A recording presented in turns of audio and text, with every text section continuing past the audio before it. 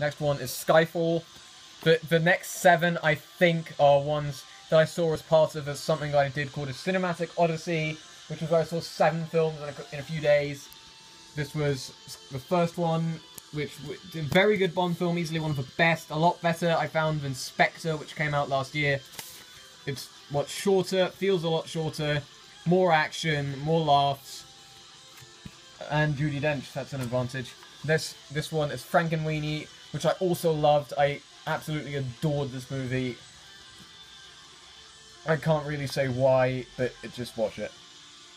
This was Fun Size, which is still mint, despite being, like, however many fucking years later after I saw it. It was alright.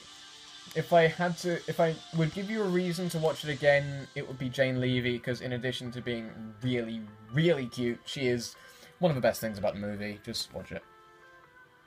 Next one, Room 237, which is stupid as fuck! I nearly left the cinema at a point where they implied that Stanley Kubrick was involved in faking the moon landings. I was just like, what the fuck am I watching? And I nearly just got up and left. I think someone actually did at that point. But if you don't want to be completely mind-fucked, just don't watch this. Next one is Madagascar 3, Europe's Most Wanted, which is really good, surprisingly a lot better than the other two. The visuals are amazing, the humor's on point. And if you can, watch it in 3D. I'm going to cover that in a bit. This was the unlimited screening of Argo, which is an amazing film, won Best Picture, and deservedly so. It's tense as hell. Very exciting, just watch it. Madagascar 3, this time in 3D. I saw it the first day in 2D, and this one was in 3D. It is amazing in 3D, especially the bit where they do the circus, and it's the fireworks song. That is it's worth the price of 3D admission for that scene alone. And the last film I saw was The Shining, the original US release, because a little bit of backstory here. Sorry. A bit of backstory. The version of The Shining that was released in Europe and other places ran at about 25 minutes shorter than the original US version, and it wasn't until 2012 that people in the UK finally got to see that version through a limited re-release, and I think it's on DVD now. It's a classic film, of course. It's really, really suspenseful, quite spooky in places. Just watch it. Next one is Rust and Bone. You might rust during it. There is a lot of boning, so the title is accurate. I remember liking it because I was pretentious back then, but I don't know.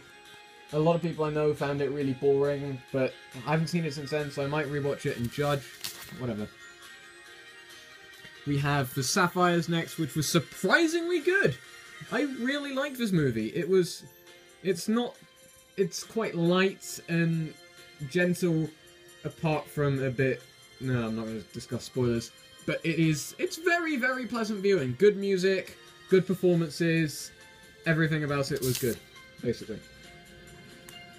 Here we have Mental, which I don't know why I saw this, but I liked it. Actually, no, I do know why I saw this. It was because that night was the release of the second Twilight movie, not the second Twilight movie, the last Twilight movie, Breaking Dawn, Part 2, Electric Boogaloo. And I was like, okay, I'm gonna be fucking different. I'm gonna go and see this fucking movie that nobody's heard of. And I don't know why. Now, I probably would have seen it anyway, but not just for that point, just because of genuine interest. But whatever. Jeez, we've been going for nearly 21 minutes. Nativity, which I had seen in the run-up to the upcoming Nativity 2, Danger in the Manger. This was pleasant. It's surprisingly enjoyable, despite it being a kids' movie. Yeah. This was the second time I saw Argo with friends, but I don't really need to elaborate on it in detail. Speaking of Nativity 2, Danger in the Manger, this is it. It was not as good as the original, I found, but still a very pleasant diversion for a couple of hours. Interesting, but there was a power cut in the cinema right before the end of this movie. Like, the sound cut out, but the picture kept going, where everywhere else it was a reverse. I don't get it. It's a bit weird. We have Great Expectations next, or Great Expectatio, which I was actually studying at the time. It was good to see a version of it on the big screen. It was very well acted, a bit boring, but still very good. Seven Psychopaths, which was honestly one of the best films I saw in 2012. It was hilarious, and very, very hilarious. Was from Martin McDonagh, so what do you expect? Next, we have, I think this is When Santa Fell to Earth, which is a German kids movie, badly, badly dubbed. I don't know why I saw it, and it wasn't very good. Next, we have Gremlins, which was the first time I saw it in the cinema. There was a brief nationwide re-release, and it's a classic. It's really, really stupidly enjoyable. Gremlins, just go and watch it. We have now Life of Pi, which is also amazing. Watch it in 3D. You must just watch it in 3D. It's one of the best films I've ever seen in 3D.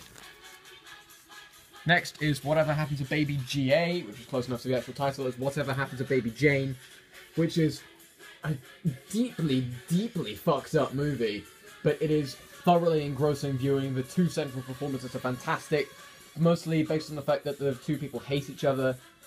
And yeah, just if you want some classic, tense, weird psychological thriller, watch this. Home Alone. I don't really need to say much about this. I love it. A lot of people do. You've probably seen it by now, but if you haven't, watch it. It is very, very entertaining. Oh boy, The Hobbit, The Unexpected Journey. I fell asleep during this movie. It was a fucking dinner scene that did it for me. That went on for way too long. This movie was stupidly long, almost 3 hours. It shouldn't have been. Thankfully, The Desolation of Smaug and A Battle of the Five Armies were better. But this was a kind of average start to the first Hobbit trilogy. Pitch Perfect, which I really, really liked. I'm actually Pitch Perfect myself, which I didn't know when I saw the movie. I only discovered it later, but it was very, very fun. The sequel is also fun. If you're like me and you like music a lot, you will probably like this. Rise of the Guardians, which was a mixed experience. The first 30 minutes or so were terrible, but it got a lot better. And yeah, I don't really have much else to say about this because I don't remember it too well. Safety Not Guaranteed, very light, very gentle, but very, very funny. And overall, it was one of the best movies I've seen all of 2012. Just watch it. Here we have the most ironic movie ever released, Parental Guidance, but it got a U, and that's the only real thing remarkable about it. It wasn't very good. Quartet, the first movie I saw in 2013. It was Dustin Hoffman's directorial debut, and for that matter, it's interesting, but it was passable. I didn't really, like, my audience was full of seniors, they loved it. I was like, alright, this isn't that great. The Impossible, which is one of the cheesiest movies to have come out ever. It's supposed to be a real tearjerker. I didn't really jerk any tears. But it's good. If you like your emotional movies, then you will probably be good to check that out. Monsters Inc. in 3D. I don't need to say much about this. You've probably all seen it. It's a great, great movie. The 3D was very good as well, as you probably would expect from Pixar. Oh shit. Here we have The Last Stand, which was the Arnie movie. I was hyped as hell for this, I'm not going to lie, and it delivered. Is Arnie back on form? It's stupidly underrated. Critics didn't really appreciate it much. It bombed at the box office, but it's great fun. I really, really enjoyed this. Here we have Bullet to the Head, aka Lens Flare the movie, which is not very good at all. Just don't watch it, really. Jeez, how many fucking tickets do I have left? Alright, Wreck-It Ralph. My viewers who like Disney, you've probably seen this by now. This is very good. It was a lot better than Brave and stuff. I wouldn't... My order of preference for the 2012 animated film nominees, I've seen all of them. I would probably rank it Paranorman, The Pirates, The Adventure Scientists, Frankenweenie, this, and then Brave. That's not to knock this. It's a very good film. It's full of video game references, so if you're a nerd, you'll like it. but other than that, it's still quality, so go and see it. Fuck this movie. What's this? Flight. This is very good. Denzel Washington gives a good performance. It's quite long, but it doesn't really waste any of the minutes. It's good. This is 40. I think this is the first actual Judd Apatow comedy I've seen. It's too long, but all of his comedies are. It's quite funny at places, but yeah, it's too long. I give it a year, which was... It was alright. It wasn't, like, fantastic or anything. It wasn't the most amusing movie in the world, but for what it was decent entertainment.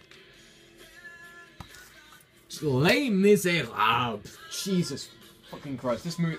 One of the most overrated movies in recent years. Russell Crowe is terrible. The movie is way too long. Anne Hathaway is only there for Oscar bait. Hugh Jackman is very good. I will give him that. Amanda, the live singing thing was a terrible, terrible mistake. Because half of the cast can't sing. And that kind of ruined everything. Apart from the excessive length. It's bleak as fuck. Ugh. If you like musicals, you might like this. But I did not. Lincoln, very good film. Outstanding central performance by Daniel Day-Lewis, of course, who won the Oscar for it, and deservedly so. But it's 2.5 hours, so is Les Mis. But unlike Les Mis, Lincoln feels a lot shorter than it actually is. It only feels like it's 2 hours or so, which is it's good in my books. We have 0 Dark 30, which feels as long as it is. Holy shit. It's good. Way too long. Jessica Chastain is amazing. She's a lovely actress. I've met her as well. And yeah, if you liked The Hurt Locker, you will probably like this, but be warned, it is very, very long. Here we have Trance, which was weird as hell, but still enjoyable. If you like Danny Boyle's previous movies, like Trainspotting, or was it 127 Hours, all of that, you will like this.